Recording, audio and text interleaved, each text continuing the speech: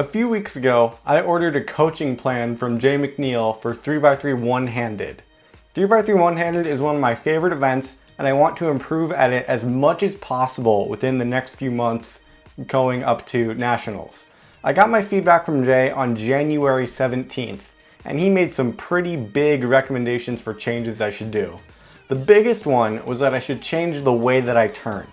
So before, when I would do one-handed, I would use the table a lot when I was solving. And he recommended that I really think about when the table is useful and when it isn't, and in general use it less. So right away, I started practicing one-handed while doing as little table abuse as possible. But here's the catch. I had a competition on January 26th, and that competition had one-handed. That left me with a pretty big dilemma. Should I use the table in one-handed at that competition, which would guarantee me a win but not really gain me any experience or practice? Or should I avoid using the table while doing one-handed, which would help me learn how to do that and reinforce all of my good habits, but would risk the chance of me losing one-handed? You see, in the first week of practicing OH with minimal table abuse, I had gotten my global average to right around where it was before. But my consistency was far, far worse, which means that there's a much higher risk if I were to do that in competition. I had to choose between guaranteeing that I would win and competing with the techniques I was going to use going forward.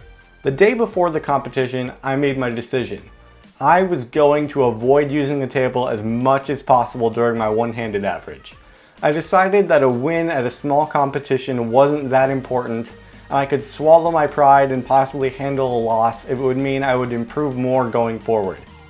And there was only one round of OH at the competition anyway, so either way it was going to be kind of volatile. And the morning of the competition, I announced this whole thing on Instagram on my story and ended the post basically saying, "I'm not super confident, but we'll see how it goes." And a few minutes later, I got a reply saying, "Just use the table at this competition and apply everything afterwards." But that's when I realized I really need to practice what I preach and focus on learning new things. So I responded, but that would just be taking a step backwards. Winning doesn't matter, getting better matters. And that's where the title of this video came from. So I'm going to do this part a little bit differently from how I've done it in the past competition advice videos. I'm just going to show you all 5 one-handed solves right in a row, and then after that we're going to come back and look at all of them in a little bit more detail. So here we go, my 3x3 one-handed average from North Star Cubing Challenge 2019, and my first one-handed average with minimal table abuse. Here we go.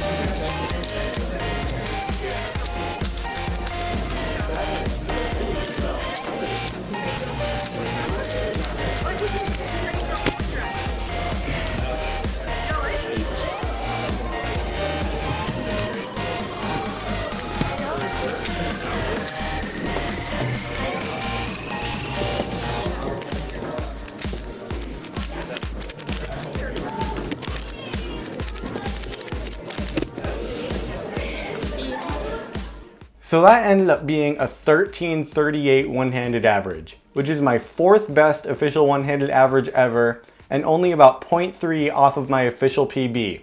And even then, the solves were far from perfect. I use the table more than I would like still, especially on solve 1, and the other solves had some mistakes too. On solve 4, I messed up on the OLL a little bit, and on 2 of the solves, I used the normal F-perm alg even though I do know a faster one.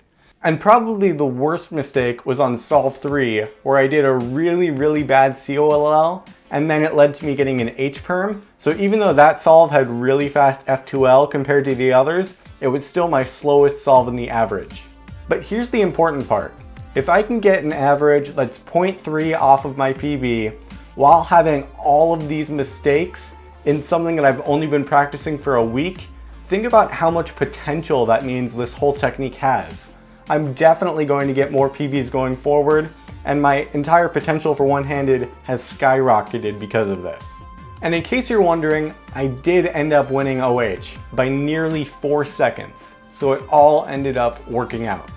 So in the end, if you're ever in a similar situation, I recommend considering it very carefully.